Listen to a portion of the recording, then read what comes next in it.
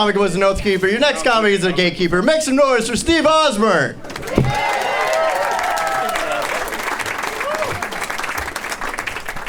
Keep it going for your host and his problematic shirt. Oh my goodness. How are we doing tonight? Who's from San Francisco? Where's my San Francisco people at? Okay, cool. I'm not from San Francisco. The rest of you guys, you're my people. Who else? Who y'all traveled? Yeah. Yeah, I too traveled. I traveled from exotic Sonoma County to be here tonight, huh? Yeah. Anybody ever get out to wine country? Anybody try that out? Yeah, you guys know what's up. If those of you that haven't, please come out. It's a great place to just come and escape diversity for a little while. It is. Oh my goodness, just a great place to just go and just, everything just slows down at the speed of white privilege, just like a home game for me every day.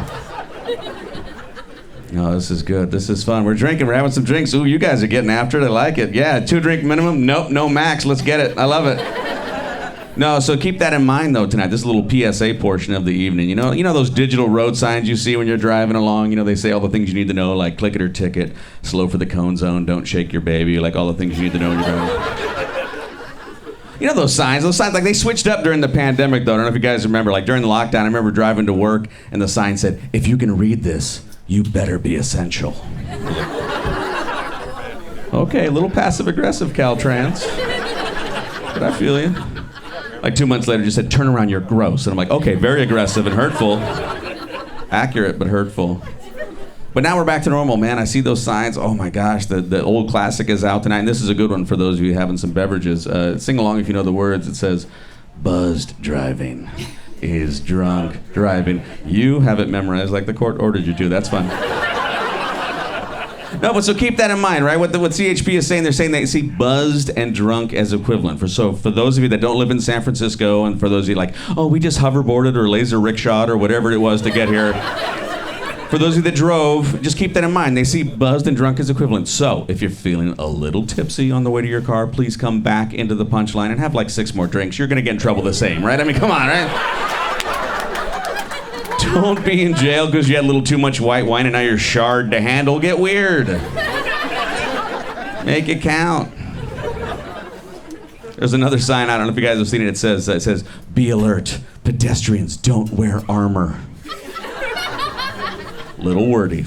I had to slow down to 80 miles an hour to read the whole thing and it bummed me out. It's like, when did they hire creative writers for this sign? Which is good news for me. I have a creative writing degree, and I can't wait for the day that I publish my very first digital road sign. It's gonna say, don't blow it, roadhead doesn't count as hands-free. And I think it's highly valuable. Safety first. No, it's fun. It's fun to be out and about traveling again. You know, I'm not trying to brag. I did a show in Modesto, California, because my career is exactly where I thought it would be.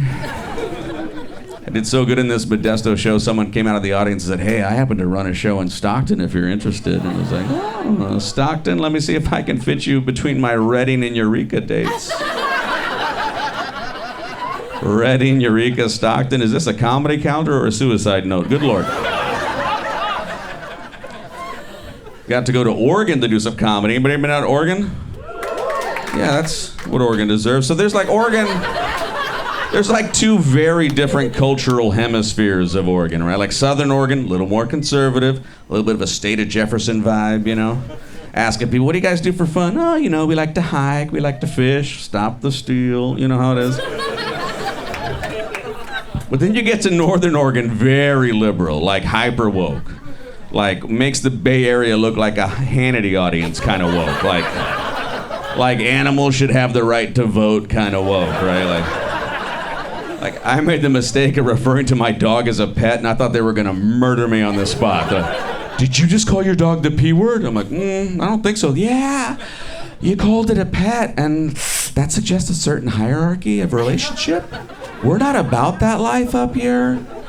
These are our fur kids and our fur babies. And I was like, oh, I apologize, and thank you for letting me know, because the longest time I thought fur kids is what Italians called their children. I had no idea. Thank you.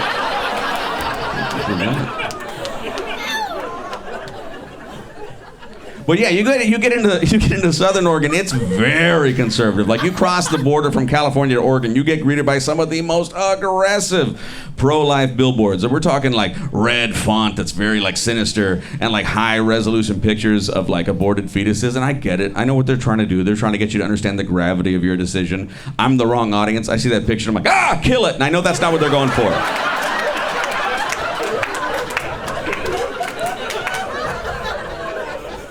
Just two very different hemispheres, right? Northern Oregon, they like tiny houses. Southern Oregon, they like Kyle Rittenhouses. It's just a little subtle, it's subtly different. Oh, okay. That's where I lost you? Okay.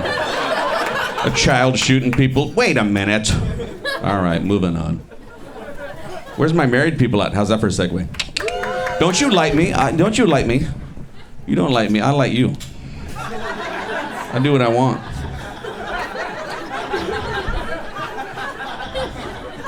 I'll close this out. I'll be the late show. No, they're fun. They're having fun back there. Those goofy guys. Yeah, where are my married people at? I know I say married, but I know it's the Bay Area. We don't do that anymore, do we, right? All thruples? What are we doing? How are we doing this? Been married for 27 years, for those of you that give a shit. Yeah. In addition to that, I have a 27-year-old son, so do the math if you want the origin story on that. Yeah. 27-year-old son, 22-year-old daughter, 20-year-old vasectomy, but I love all three the same. I'm joking, of course. The vasectomy is my favorite, but in my defense, it was the only one of the three that was planned. Hey, we're having fun. It's all right. It's okay. They know. They've seen this act. No, so it's like fun. Like so my son's cool. My son, like I said, he's 27 years old. He moved out of the house before the pandemic hit. You know, as far as I know, I don't go to that part of the house if I'm being totally honest. But like it was like we like him. He's a good kid. You know, he's fun to be around, and like he's at that age where like we can like kind of relate to each other pretty. Like what I'm saying is his weed is better than ours, so like we like miss him. But like it was also nice like during the pandemic, like we're like, oh, we're gonna be locked down to just have a little more space. He's gone, so we can kind of like explore, like get like you can kind of like use his room for like a different type of, you know. It was just nice to have some space. It was also nice to have a built-in excuse when he wanted to come over to just be like, oh, we would love to have you over, but Fauci says we have to keep that bubble tight, so maybe not. But then like he messages my wife. He puts my wife and I on a group text like, hey, I really miss you guys. We'd love to see you. And like we're getting towards the holidays. He's like, is it possible I could come visit you guys for Christmas? We're like, well, of course. We'd love to have you over for Christmas. And he's like, is it okay if I bring a guest? And we're like, again, you know, the aforementioned bubble, probably not a great idea. And he's like, well, it's my new girlfriend and she's super special and I would love for you to meet her. We're like, well, we'll think about it. You know, maybe we can set up like a parking lot visit or something like that. That'd be better. He's like, well, if it helps, she tested negative recently. And I was like, oh my God, honey, this is the first time that one of our son's girlfriend has tested negative for anything. This is actually a really big day. We should honor this moment. But then he's like, well, okay, well, just I just want you to think about it. Like, she's super special. But if you do decide to have her come over, I just need to warn you in advance so you don't freak out when you see her. You ever get a text so delicious you want to eat it? Like, oh my God, what is this warning? What could it be? I looked over at my wife. She's like, what do you think? I'm like, I don't know. She's like, any guess? I'm like, God, I hope she's a midget. Like, that's the first thing I went to. And in my defense, I just want someone I can make eye contact with at dinner once in a while.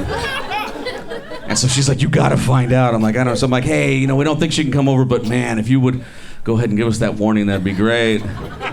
And he says, okay. Again, keep in mind, so this is like the pandemic, so he's like 24. And he says, she's 42 years old. Yeah. I didn't know you could hear someone leave a group text. My wife left that group text aggressively. Like the phone leapt out of my hand. I didn't even know that was a feature. And she's freaking out. She's pacing back and forth. She can't come over. And I'm like, why not? So we might know her. I'm like, that's a really good point. That's very astute. And now she's in full-on panic mode. She's like, oh my God. She's like, what did we do wrong? Like, what are you talking about? Like, what did we do wrong as parents? That she's like, I feel like a failure as a mother that he's seeking somebody so much older. I'm like, honey, you know what? Don't worry. I don't think you did anything wrong. In fact, I think you did something right because you are his type. And that's just something that we have to deal with for the rest of our life. Guys, you've been fantastic. Give it up for your host, Tim or Andrew, whatever his name is. Give it over Steve Ausburne, everybody. Ah, what a fun little guy. All right. All right, your next